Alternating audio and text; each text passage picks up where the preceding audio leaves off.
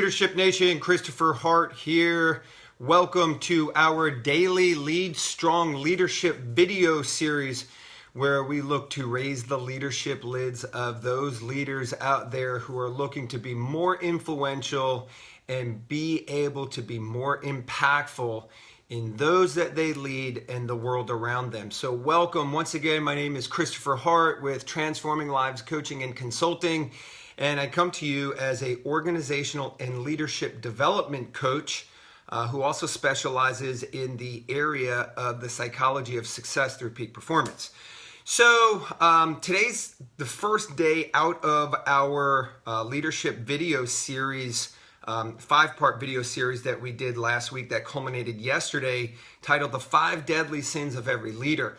And so I believe that was a very impactful video series. I got really good feedback from that.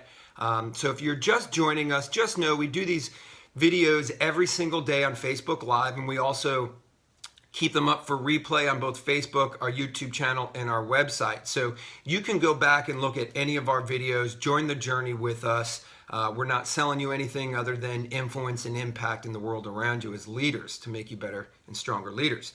So I highly recommend you go back and look at those because there's some people out there that shared some really good stuff with me, and it made me realize the power behind those 5 deadly sins and how it's affecting our leadership out in our environments today. So, but anyway, today's video is titled The One Thing That Every Leader Must Do. And my question for you is, are you doing it? And so I'm going to preface the topic with a model that I speak a lot about, whether it's on these videos. I speak, relatively fairly amount about it. Definitely preach on it and teach to it in classes that I teach, as well as coaching, and definitely go a lot into it into my course that I teach, The Power of Influence. And it's the model, the model of psychology. That's an acronym, which is PTFAR. And PTFAR is nothing more than a 5-letter acronym that are key words of understanding the structural model by which all human beings operate. And what that is programming, right? That's the P. So what you'll notice is all these words, the first letter of the word is part of the acronym model. So our programming affects our thoughts and the thoughts that we have. And the thoughts that we have are going to determine the feelings that we experience, thus the actions that we take and the results that show up in our life. And interestingly enough, it's a cyclical model. And the results will then affect the programming that you have. They'll either reinforce it or it'll create a new one, and then the cycle continues itself. And so one of the things that I teach in The Power of Influence is a concept, see the P, right? Because what we believe about influence is if you don't know what influences people, you don't know how to influence them. And we've said time and time again, if you're a follower, you know that leadership is what? Influence. John Maxwell says, nothing more, nothing less. Leadership is influence, nothing more, nothing less. So if leadership is influence, and in order to influence people, we need to know what influences them, and the model of psychology of PTFAR tells us that programming influences everything else, then we must see people's P, right? We must see their programming. We must understand their programming, okay? Because when you understand their programming, then you understand one of the elements that's influencing them, and therefore you can obtain and create a better and more significant chance of influencing that person. Now, with that understanding, here's what we need to look at. There are many leaders out there, there's many individuals that embrace the growth journey, right? We've heard of stuff like make learning-based the foundation of your action plan. What is growth? What is learning? Learning is growth. Right? But when we learn, what we're doing is in essence, we're growing our P. Good morning, Rebecca. Thanks for joining us again. We're growing our P, right? And in leadership, what I want to bring to you guys today is the concept of the P plus, right? Leaders, you must be plussing your own P because that's going to raise your leadership lid. But the big thing that I want you to take away from today is you must be plussing your P, and you must be plussing the P of your people. So one thing that all leaders, not some, not a few, not many, not only if you're leading in this environment, oh, that's only if you're leading people in the business world as opposed to your life. No, no, no. All leaders, right? And we understand that we must lead ourselves, we must lead a team, and we must lead organizations. Or we do lead ourselves, we lead in teams, we lead in organizations. Whatever facet of leadership you're leading, I want you to hear this. All, A-L-L, capitalize, bold, underline, put some emojis around it. I don't care. All leaders must be on a P+ journey for both themselves as well as other people, as their people. Excuse me. Let me say this again. All leaders must be on a journey to plus their own P as well as the P of their people. Now, here's the thing. It must be a conjunctive, not so much simultaneous, but here's what I want you to look at, right? Let's say, for instance, we start on this level playing field. Maybe you're above here. Maybe you're here as the leader and your people are here. And you're like, hey, I'm going on this growth journey. I'm going to plus my P. You see what happens here is you plus your P and your people stay here, you create a gap. And inside that gap, a lot of bad things start to happen. We start judging people. We start having opinions about them. Oh, this person is, and we'll say stuff like stupid, or my people, they're not the right people anymore. Well, what happened like 6 months ago, a year ago, 3 years ago? Oh, the organization algorithm. We can have all these judgments. We can have all these. I love what's starting to happen now in kind of the leadership world. We're not using judgment anymore. We're using evaluation, assessment. My assessment of my people are they're no longer the right people.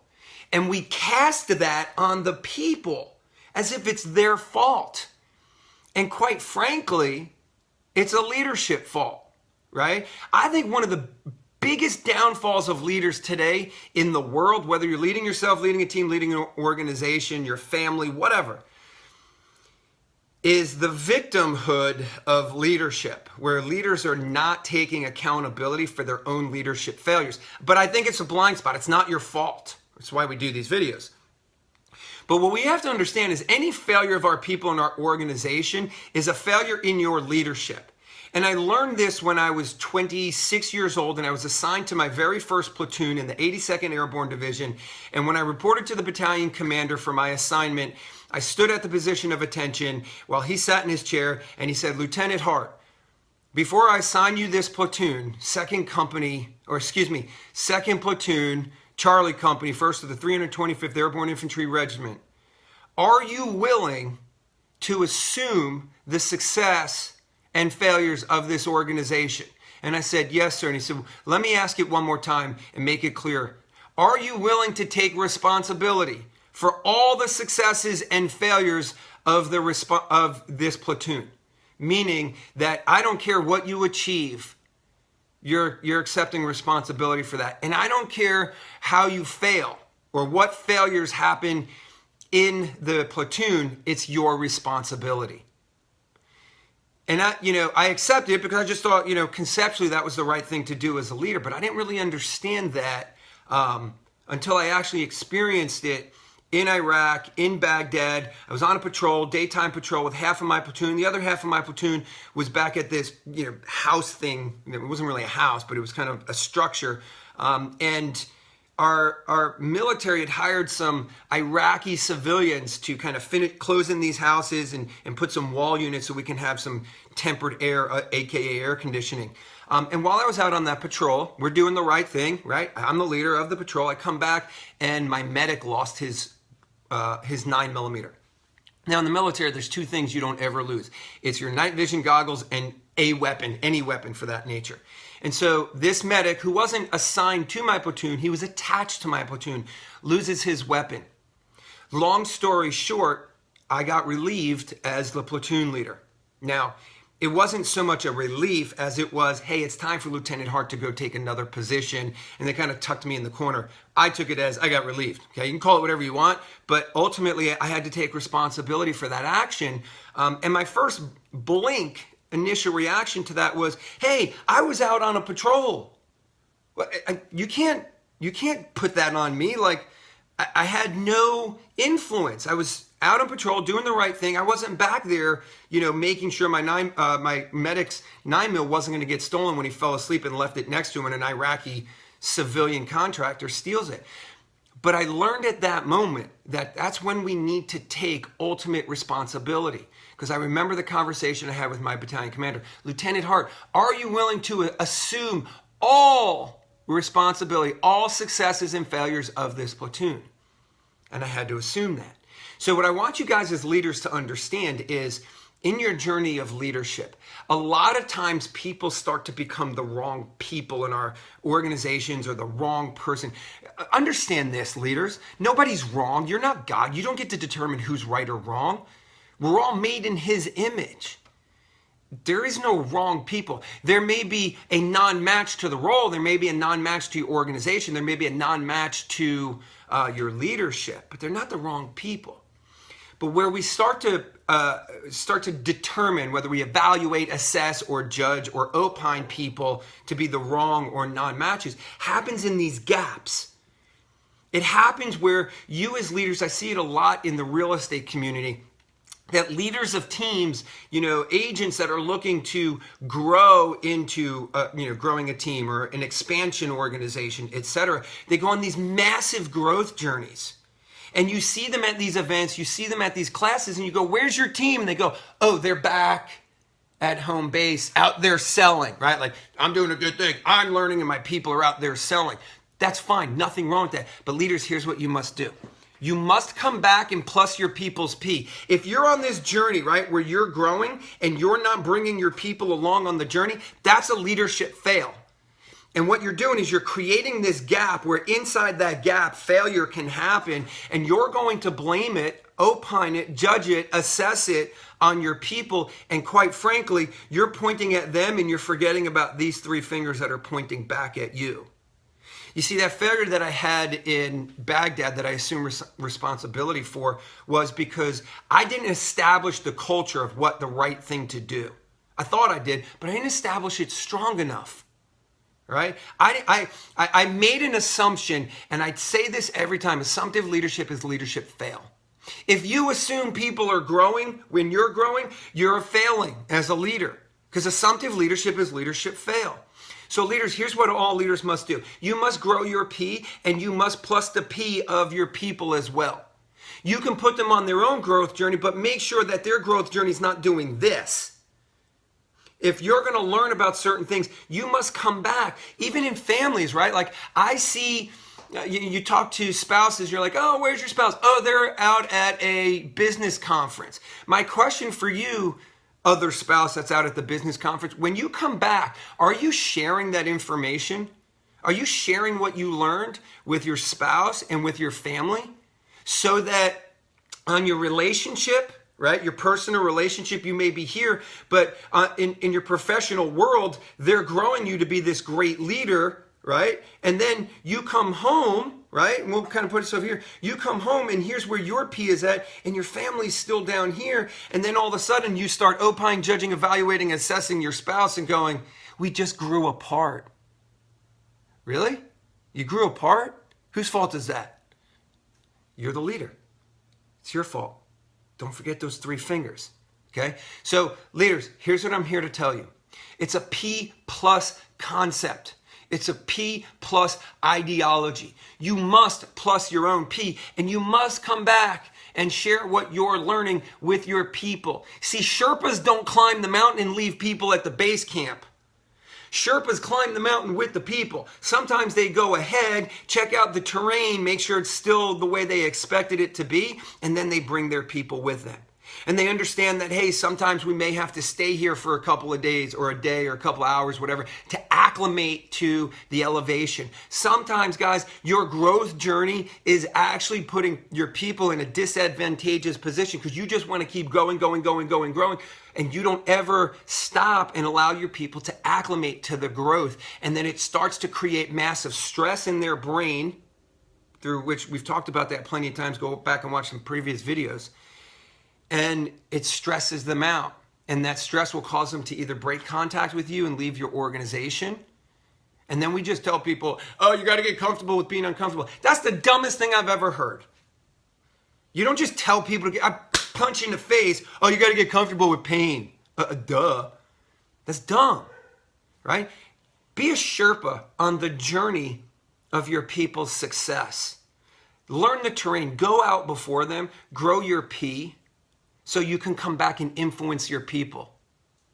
But understand something. If you're out there growing and you're not coming back and bringing your people with you, you're not a leader. You're just on a growth journey hoping some people follow you. So leaders, best advice I can give you. Plus your P for you and come back and plus your P for your people. Don't just keep sticking them in classes, say go learn, go learn, go learn. You have to go learn and come back and teach your people. You must learn and teach in order to lead. If you're just learning, you're just learning. It's for you sake. That's selfish leadership. It's egotistical leadership. Learn and teach and lead. Basic formula. It's how you can learn to grow your leadership lid and grow your influence amongst the people that you're leading, thus creating a greater impact in your life, your families, your organizations, and in the world as a whole. So hopefully this information has brought value to not just your business, your organization, but also your lives, your personal lives, your families, as well as your own life. Guys, thank you for joining me today. Couple things. If you like this video, drop some thumbs up, hearts, emojis, whatever. If you're watching this on replay on YouTube, like this video, subscribe to our channel. We're posting videos every day. And if you're watching it on Facebook as either live or replay, go ahead and click on that little bell up top, and that'll allow you to be notified every morning when we go live to participate in the video live. So my question for you is, are you doing it? And it is what? Are you being that leader that's creating gaps, that creates opines, judgments, assessments, evaluations to only find out your people are not the right people and you're consistently having the turnover in your organization? Or are you being the leader that's plussing your P and plussing the P of your people? Hey, I'd love to hear your comments. I'd love to hear your ahas in the comment section below. If you want to find out more about either my coaching or our organization and our mission that we're on and our vision, go to our website, chris@transforminglivescoaching.com. Thank you for joining me today. Remember one thing, God loves you, so do I. Lead strong, have an impactful day. Take care.